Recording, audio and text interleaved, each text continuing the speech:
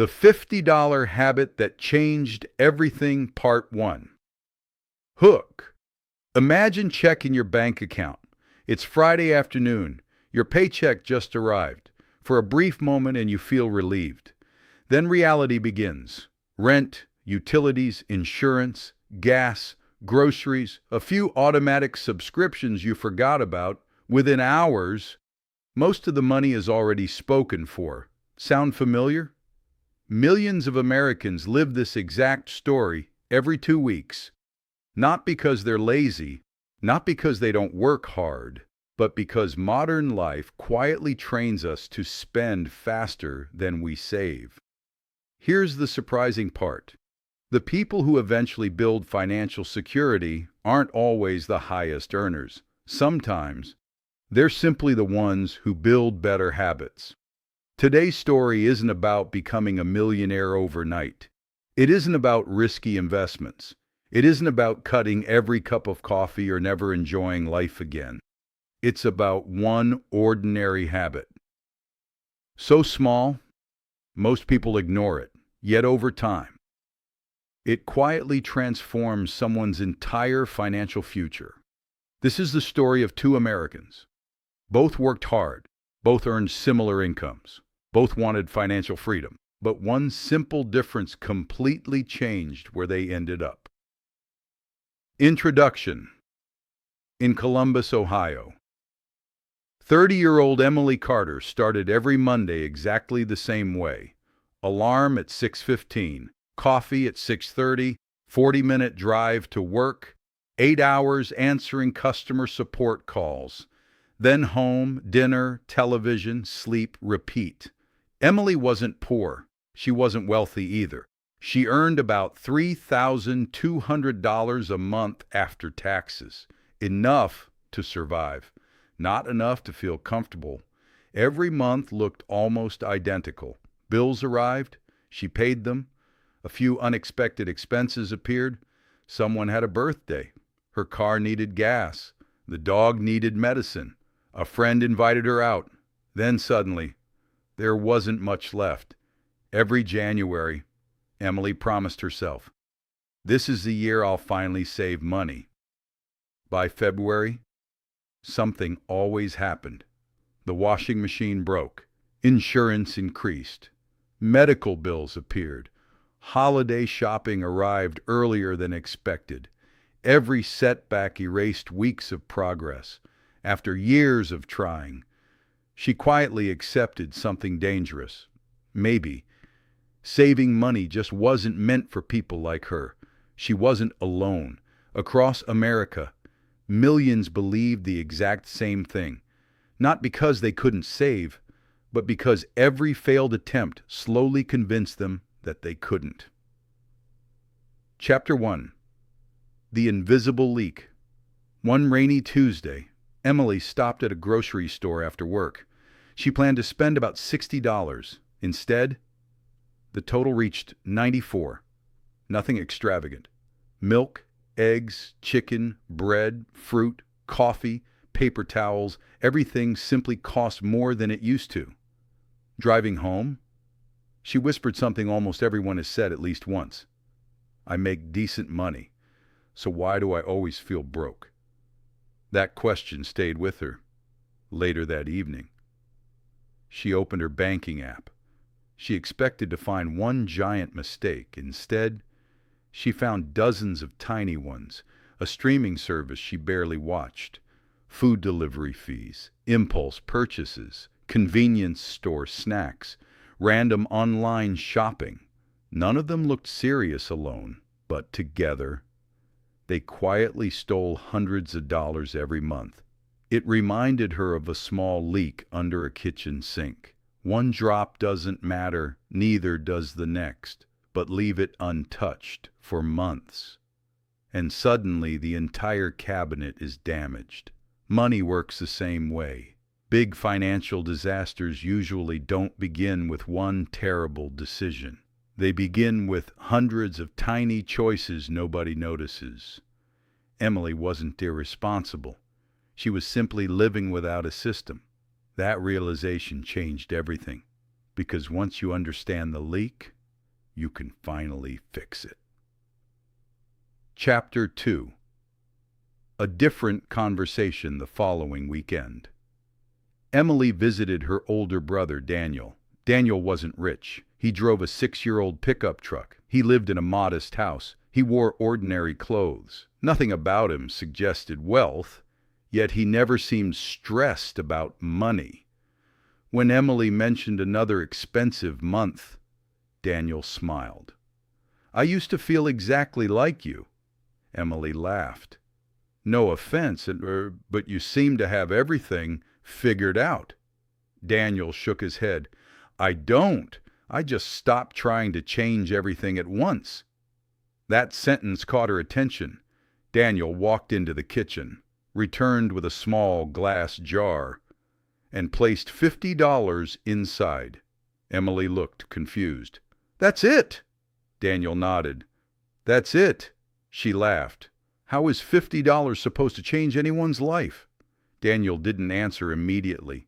Instead, he picked up one Lego brick from his son's toy box. "Can you build a castle with one brick?" Emily smiled. "Obviously not." "What about 1,000? "Of course." Daniel placed the brick on the table. "Most people fail because they stare at the finished castle. They imagine thousands of bricks and convince themselves they'll never get there. So they never place the first one." Emily stayed quiet. Daniel continued. "Every payday, I place one brick. Sometimes two if I receive unexpected money. But I never worry about building the entire castle today. I only worry about today's brick." For the first time in years, saving money didn't sound overwhelming. It sounded possible. Daniel wasn't talking about sacrifice. He wasn't talking about complicated spreadsheets. He wasn't talking about becoming rich next year. He was talking about something almost anyone could do. One brick, one step, one habit. Emily drove home that evening with one question repeating in her mind. What if I've been trying to save money the wrong way this whole time?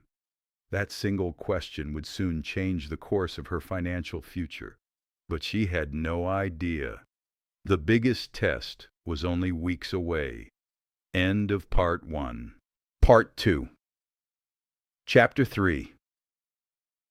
The first brick, the following Friday. Emily received her paycheck. Normally, she would check her account, pay a few bills, and tell herself she would save whatever was left. But there was almost never anything left. This payday was different.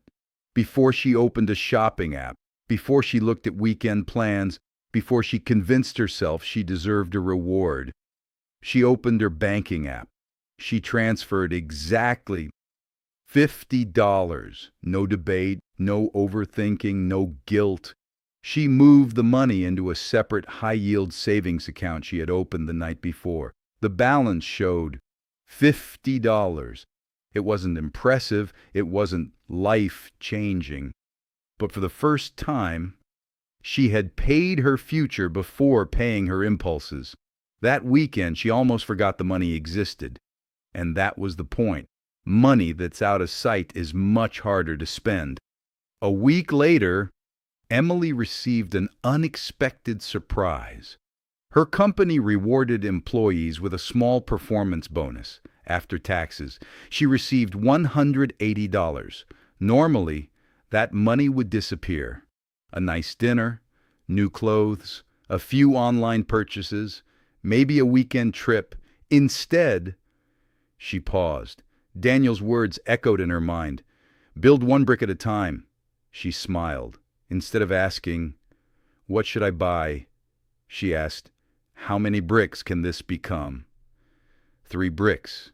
She transferred $150 into savings. The remaining $30, she treated herself to dinner without guilt. For the first time, she didn't feel deprived. She felt in control. Over the next 3 months, nothing dramatic happened. No miracle investment. No lottery ticket. No huge promotion, just ordinary life. Every payday. Another $50. Every birthday gift. A brick. A tax refund. More bricks. A canceled streaming subscription. Another brick. Small decisions. Repeated consistently. Emily stopped checking her savings every day. She focused only on one question.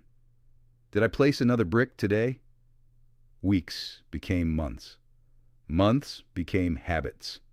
And habits quietly became progress. One Sunday afternoon, Emily finally looked at her account. She expected a few $100s. Instead, she saw $1,350. She stared at the screen, not because she had become wealthy, but because she realized something important. This wasn't luck. This wasn't discipline powered by motivation. This was simply a system, and systems keep working, even when motivation disappears. Chapter 4. The Other Path. Across town, another woman named Jessica Miller had a completely different strategy. Jessica worked as a dental assistant. She earned almost the same income as Emily. She watched personal finance videos every weekend. She bought budgeting books, downloaded new apps, created colorful spreadsheets. Every month, she promised herself, "This time I'll save $600. The first week usually went well. Then, real life happened. Her son needed new school shoes. Gas prices increased. A birthday party invitation arrived. The water heater needed repairs. By the end of the month, she had saved only $180. Instead of celebrating, she felt like a failure. I missed my goal again. So the next month, she gave up before she even started. Then guilt arrived. A few unnecessary purchases followed. Soon, the savings account was empty again. Jessica wasn't bad with money. She was trapped by something psychologists call the perfection trap. When people create goals that are too big, missing them by even a little feels like complete failure. And when failure feels permanent, people stop trying altogether. Meanwhile, Emily never chased perfection. Some months she saved only one brick. Other months, she added 4 or 5. She never compared herself to anyone else. She simply kept building, brick after brick, week after week. One afternoon, the two women met for coffee. Jessica sighed. "I don't understand how you're saving money." Emily smiled. "I stopped trying to save a fortune." Jessica looked confused. "What do you mean?" Emily took a sugar packet from the table. She stacked another one on top, then another. "You don't build a wall by dropping all the bricks at once. You build it, one piece at a time." Jessica stared at the tiny stack. "So your secret isn't making more money?" Emily shook her head. "My secret is making fewer impossible promises to myself." Jessica laughed softly. "I think that's exactly what I've been doing." Emily nodded. "The hardest part isn't saving money. It's believing small progress actually counts." Neither woman knew it yet, but only a few weeks later, life would test everything they believed. An unexpected emergency, one that couldn't be ignored. For one of them, it would become a financial disaster. For the other, it would become proof that small habits really do change lives. To be continued. End of Part 3. Chapter 5. The day everything went wrong. It was a cold Thursday morning. Emily left for work a little earlier than usual. Traffic was light. The coffee in her cup was still hot. For the first time in years, she wasn't worried about whether her debit card would be declined before payday. Life felt calm. Then, halfway to work, a loud bang echoed from under the hood. The dashboard lit up like a Christmas tree. Her car lost power. Emily carefully pulled onto the shoulder and turned off the engine. She took a deep breath. A year ago, this moment would have sent her into panic. She would have wondered, how am I going to pay for this? Should I use my credit card? Which bill do I delay this month? But this time, something was different. She wasn't calm because the repair would be cheap. She was calm because she had prepared. Later that afternoon, the mechanic called. The alternator failed, he said. It'll be $780 to replace everything. Emily closed her eyes for a moment. $780 wasn't a small amount. But instead of feeling fear, she opened her savings account. Her balance was just over $2,100. She transferred the money. The repair was paid. No credit card, no loan, no borrowing from family, no sleepless nights. As she left the repair shop, she realized something important. The money hadn't just fixed her car, it had protected her peace of mind. And sometimes, peace of mind is worth more than the money itself. That evening, Emily called Daniel. "You were right," she said. Daniel laughed. "About what? The emergency fund? I thought it was just a savings account." "It isn't. It's freedom," Daniel smiled. "Exactly. Most people think an emergency fund is there to make you rich. It's not. It's there to stop one bad day from becoming 6 bad months." Emily finally understood. Saving wasn't about collecting money. It was about buying options, buying time, buying confidence, buying the ability to say, "I'll be okay." Chapter 6. The Cost of Starting Over. Just a few days later, Jessica faced her own emergency. Her apartment's air conditioning stopped working during one of the hottest weeks of summer. The repair technician inspected the unit. "It's the compressor," he explained. "The repair will cost about $1,100. Jessica's heart sank. She checked her savings account. The balance read $84. That was all. She reached for her credit card. The repair was approved, but the problem wasn't over. The monthly payment joined all the others. Interest began growing. The emergency was finished. The debt was just beginning. Over the next few months, Jessica noticed something frustrating. She wasn't only paying for the repair. She was paying interest on the repair. Every payment felt like running on a treadmill. She worked hard, but never seemed to move forward.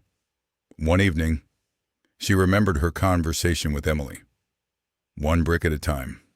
For weeks, she resisted the idea. It can't really be that simple, she thought.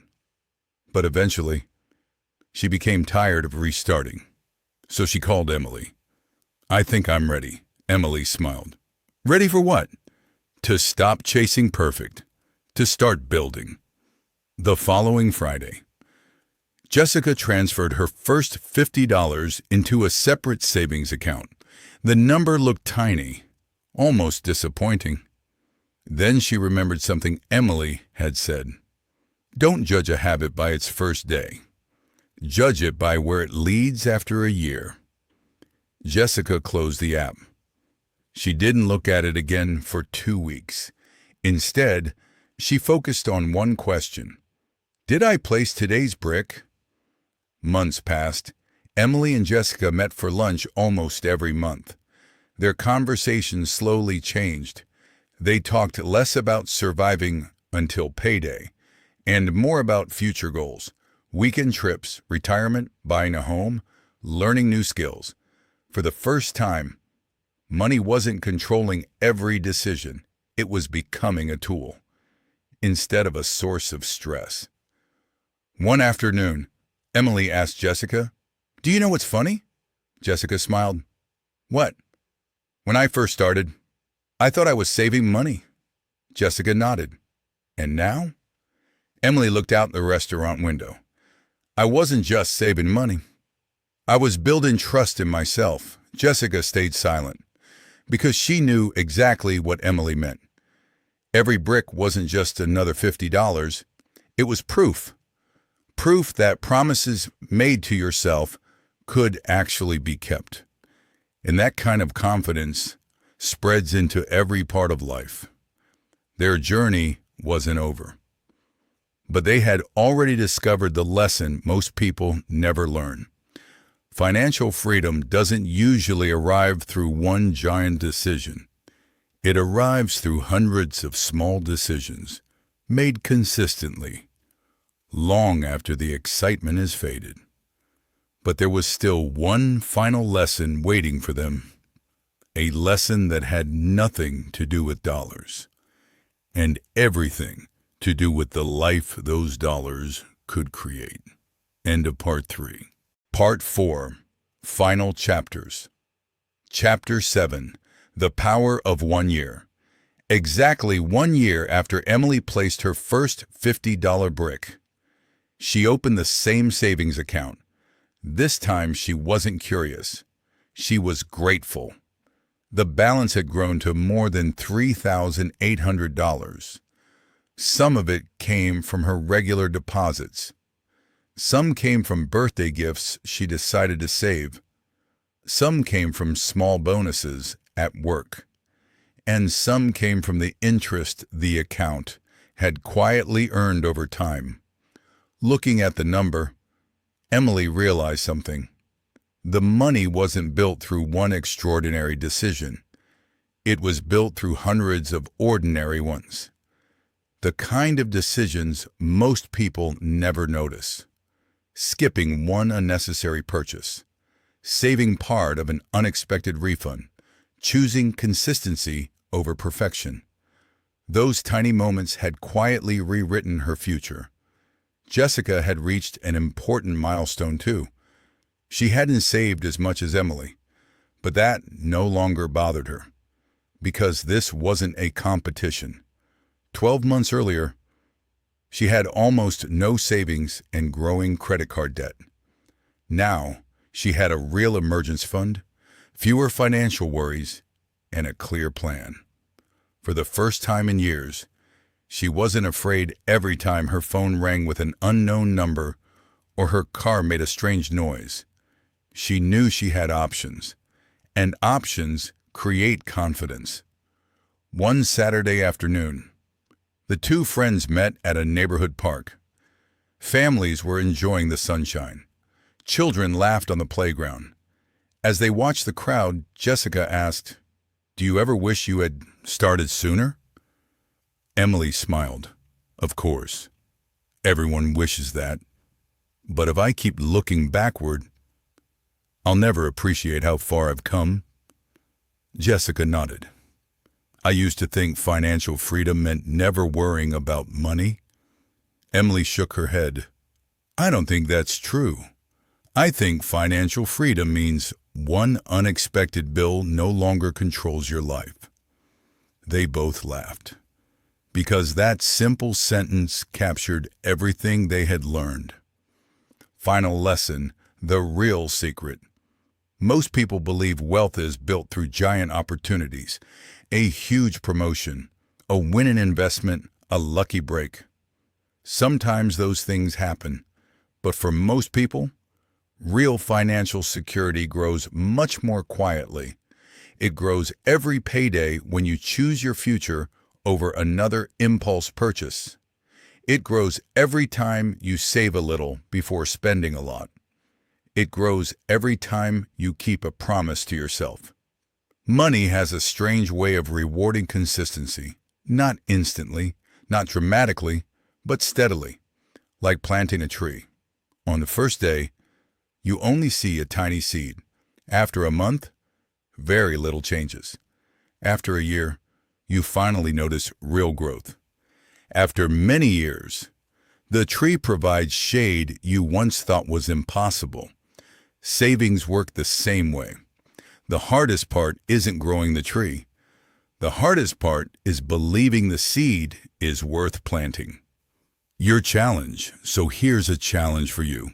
Not next month, not next year. Today. Open a separate savings account if you don't already have one. Choose an amount that realistically fits your budget, even if it's $50, $25, or $10. Automate it if you can. Then forget about trying to be perfect. Your goal isn't to impress anyone. Your goal is simply to place the next brick, then the next one, and the next one. 1 year from now, you won't remember every deposit you made, but you'll be thankful you made them. Because future you is counting on the decisions you make today. Thank you for watching. We'll see you in the next story. The future is built one decision at a time. End of story.